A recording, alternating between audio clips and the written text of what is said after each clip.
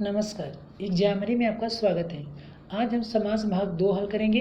इससे पहले हमने समास भाग 1 में समास से संबंधित 20 प्रश्नों को हल कर लिया था। आज हम समास से संबंधित 20 प्रश्नों को फिर हल करेंगे। ठीक है, तो चलिए शुरू करते हैं। आज का पहला प्रश्न। आज का हमारा पहला प्रश्न है, जिस समास में दूसरा पद प्रधान होता है उसे कहते हैं। हमें बताना जिस पद में दूसरा पद प्रधान होता है उसे कौन सा समास कहते हैं। ऑप्शन है अव्ययीभाव समास, तत्पुरुष समास, द्वंद्व समास, बहुब्रीहि समास। तो इसका सही आंसर क्या हो जाएगा? इसका सही आंसर हो जाएगा ऑप्शन बी, तत्पुरुष समास। ठीक है, तत्पुरुष समास में दूसरा पद प्रधान होता है। अव्ययीभाव समास में पूर्व पद प्रधान होता है, अर्थात पहला पद प्रधान होता है। द्वंद्व समास में दोनों पद प्रधान होता है और बहुब्रीहि समास में कोई पद प्रधान नहीं होता, बल्कि इसका एक अन्य अर्थ निकलता है जो प्रधान हो जाता है। अगला प्रश्न, कृष्ण और सुदामा गुरु भाई थे, रेखांकित में समास है। गुरु भाई में कौन सा समास बताना है? ऑप्शन अव्ययीभाव समास, तत्पुरुष समास, द्वंद्व समास, बहुब्रीहि समास। तो इसका सही आंसर क्या हो जाएगा? तो इसका सही आंसर हो जाएगा ऑप्शन बी, तत्पुरुष समास। ठीक है, गुरु भाई में तत्पुरुष समास होगा। अगला प्रश्न, लड़की जो चौलड़ी पहनी है, रेखांकित में समास है। हमें चौलड़ी में समास बताना है। ऑप्शन है द्विगु समास, बहुब्रीहि समास, अव्ययीभाव समास, द्वंद्व समास। तो इसका सही आंसर क्या हो जाएगा? तो इसका सही आंसर हो जाएगा ऑप्शन ए, द्विगु समास। ठीक है, चौलड़ी में आपका द्विगु समास है, क्योंकि यह एक चौ आपका जो है वो संख्यावाची हो जाता है। अगला प्रश्न है, जिस समास में दोनों पद प्रधान हो उसे कहते हैं। जिस समास में दोनों पद प्रधान होते हैं उसे क्या कहते हैं? ऑप्शन द्विगु समास, तत्पुरुष समास, द्वंद्व समास, कर्मधारय समास। तो इसका सही आंसर हो जाएगा ऑप्शन सी, द्वंद्व समास। द्वंद्व समास में आपका दोनों पद प्रधान होता है।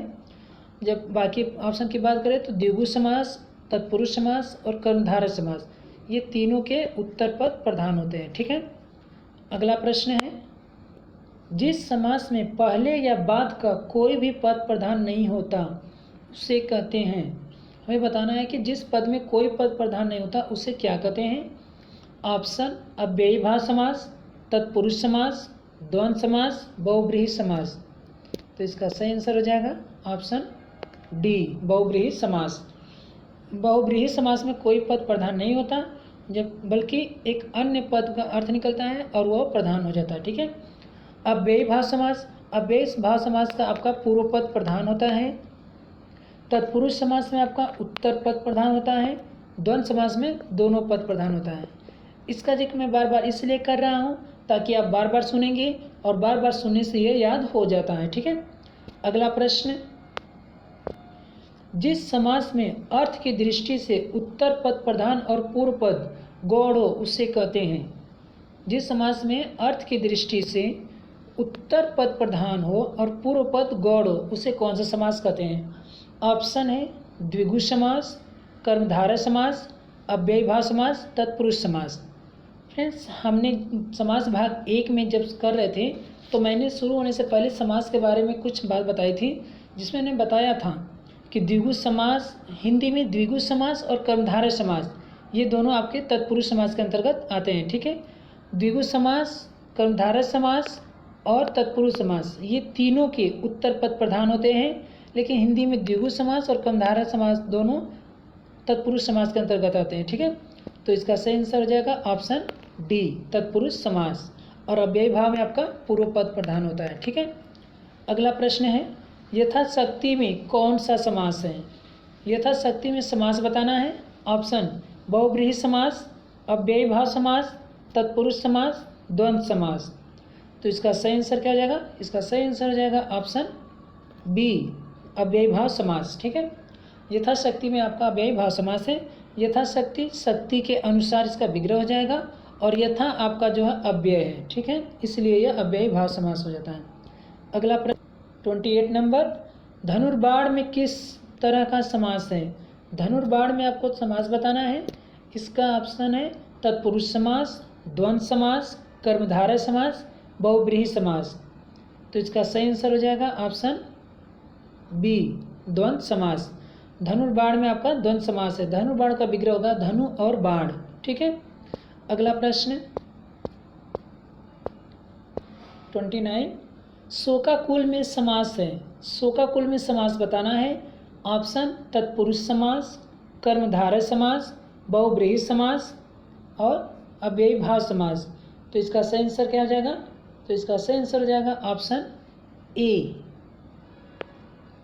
ऑप्शन ए आपका हो जाएगा तत्पुरुष समास। ठीक है, शोकाकुल में आपका तत्पुरुष समास हो जाएगा। अगला प्रश्न है 30 नंबर, अकाल पीड़ित में समास होगा, अकाल पीड़ित में समास बताना है। ऑप्शन कर्मधारय समास, द्विगु समास, तत्पुरुष समास, बहुव्रीहि समास।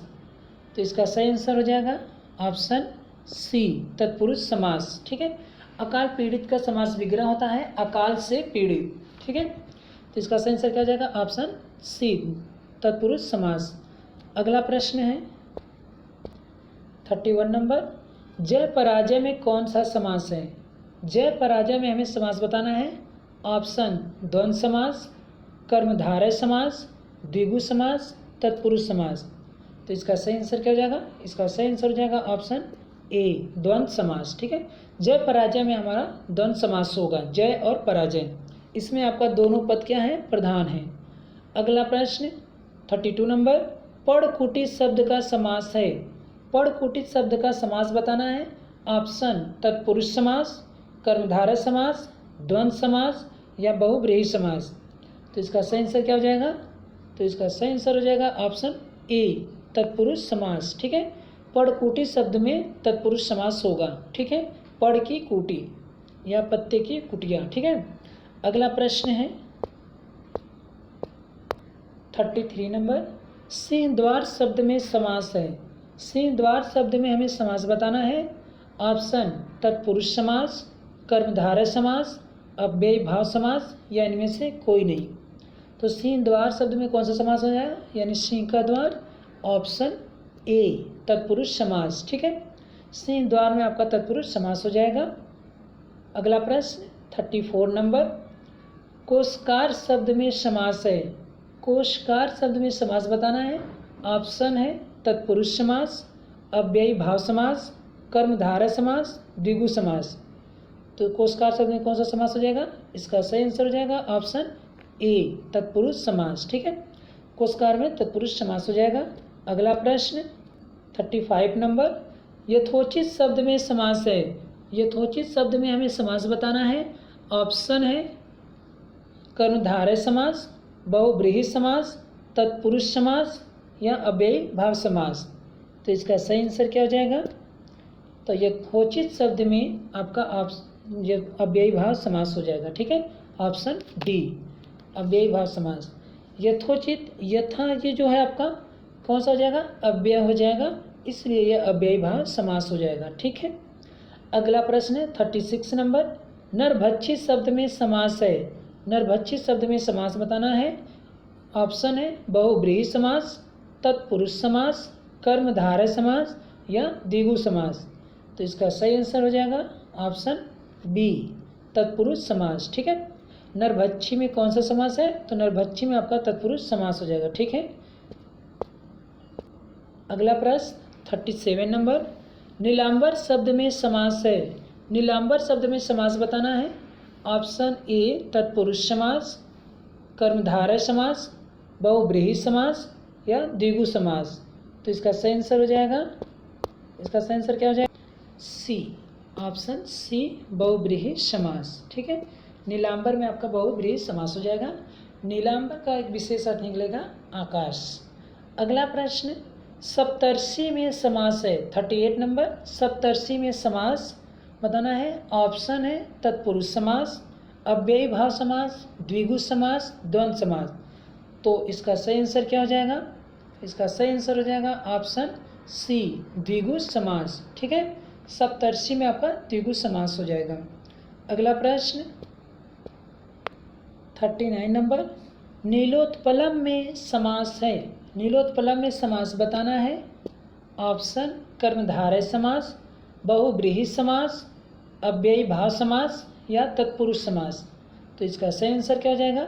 इसका सही आंसर हो जाएगा ऑप्शन ए, कर्मधारय समास। ठीक है, नीलोत्पलम में आपका कर्मधारय समास हो जाएगा। अगला प्रश्न 40 नंबर, धनंजय में समास है, धनंजय में समास बताना है। ऑप्शन है द्वंद्व समास, कर्मधारय समास, बहुव्रीहि समास या अव्ययीभाव समास। तो इसका सही आंसर हो जाएगा ऑप्शन सी, बहुव्रीहि समास। तो फ्रेंड्स, आज हमने समास से संबंधित 20 प्रश्नों को हल किया था।